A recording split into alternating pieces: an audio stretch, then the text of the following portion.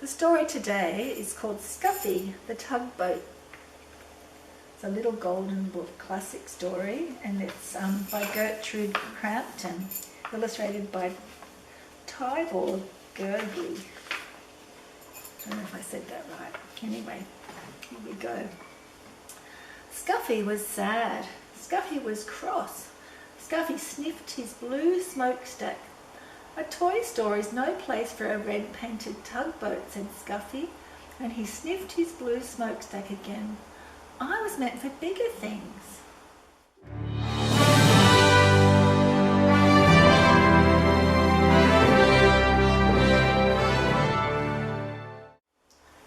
Perhaps he would not be cross if he went sailing, said the man with the polka dot tie who owned the shop. So one night he took Scuffy home to his little boy. He filled the bathtub with water.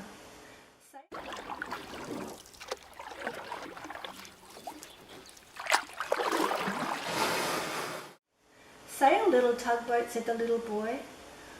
I won't sail in a bathtub, said Scuffy. A tub is no place for a red-painted tugboat. I was meant for bigger things. The next day the man with the polka dot tie and his little boy carried Scuffy to a laughing brook that started high in the hills. Sail, little tugboat, said the man with the polka dot tie.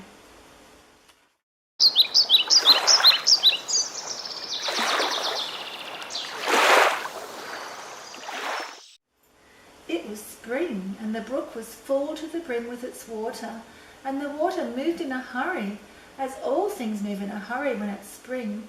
Scuffy was in a hurry too. Come back, little tugboat, come back, cried the little boy as the hurrying, brimful brook carried Scuffy downstream. Not I, tooted Scuffy, not I, this is the life for me, toot toot.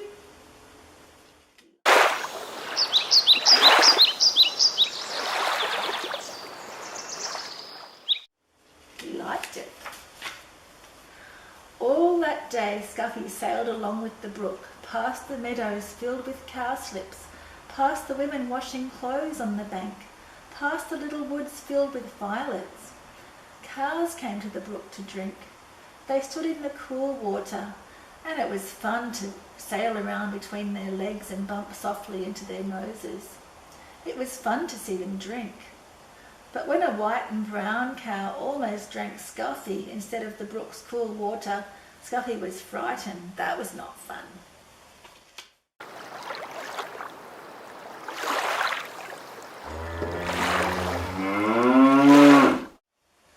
Night came, and with it the moon. There was nothing to see but the quiet trees.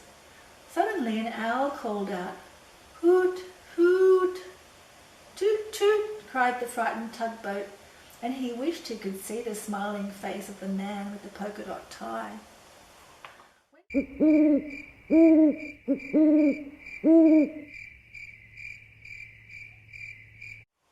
When morning came, Scuffy was cross instead of frightened. I was meant for bigger things, but which way am I to go, he said. But there was only one way to go, and that was with the running water, where the two brooks met to form a river. And with the river sailed Scuffy, the red-painted tugboat.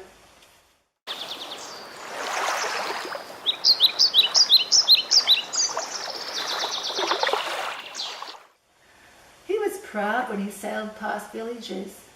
People build villages at the end of my river, said Scuffy, and he straightened his blue smokestack.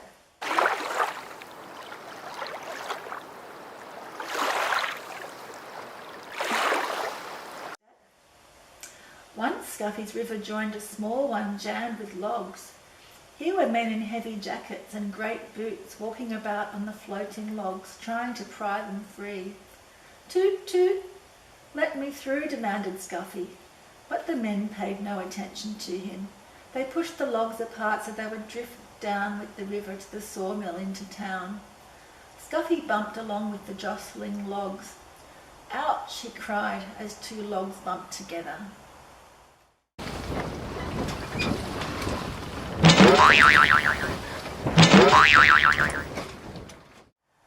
This is a fine river, said Scuffy, but it's very busy and very big for me. He was proud when he sailed under the bridges. My river is so wide and so deep that people must build bridges to cross it. The river moved through big towns now instead of villages, and the bridges over it were very wide, wide enough so that many cars and trucks and streetcars could cross all at once.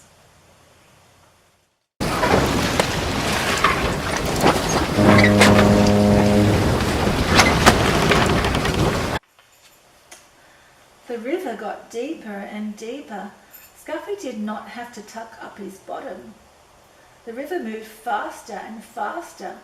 I feel like a train instead of a tugboat, said Scuffy as he was hurried along. He was proud when he passed the old sawmill with its water wheel.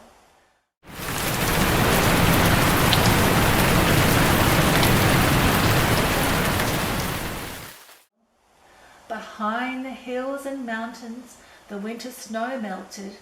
Water filled the brooks and rushed from there into the small rivers. Faster and faster it flowed to the great river where Scuffy sailed. There is too much water in this river, said Scuffy as he was pitched and tossed on the waves. Soon it will splash over the top, and what a flood there will be. Soon great armies of men came to save the fields and towns from the rushing water.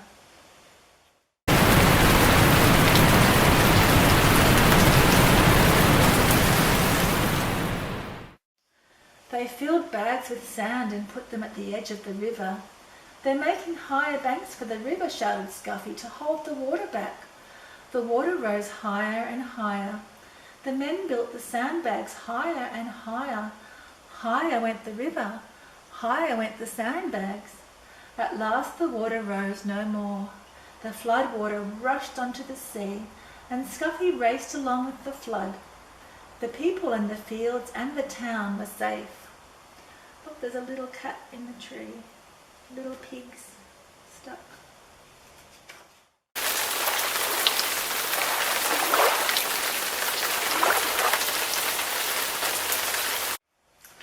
On went the river to the sea. At last Scuffy sailed into a big city. Here the river widened, and all about were docks and wharves. Oh, it was a busy place and a noisy place. The cranes groaned as they swung the cargoes into great ships. The porters shouted as they carried suitcases and boxes on board. Horses stamped and truck motors roared. Streetcars clanged and people shouted.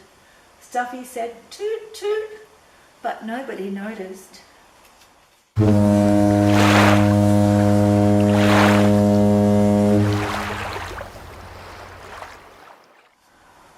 "Uh-oh," cried Scuffy when he saw the sea. "There is no beginning and there is no end to the sea. I wish I could find the man with the polka dot tie and his little boy." Just as the little red-painted tugboat sailed past the last piece of land, a hand reached out and picked him up.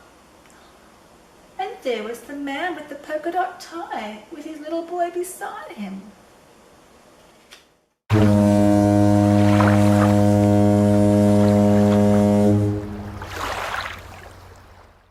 Scuffy is home now, with the man with the polka dot tie and his little boy.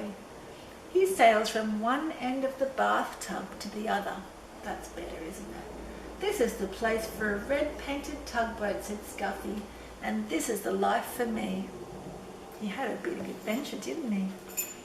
That's the end.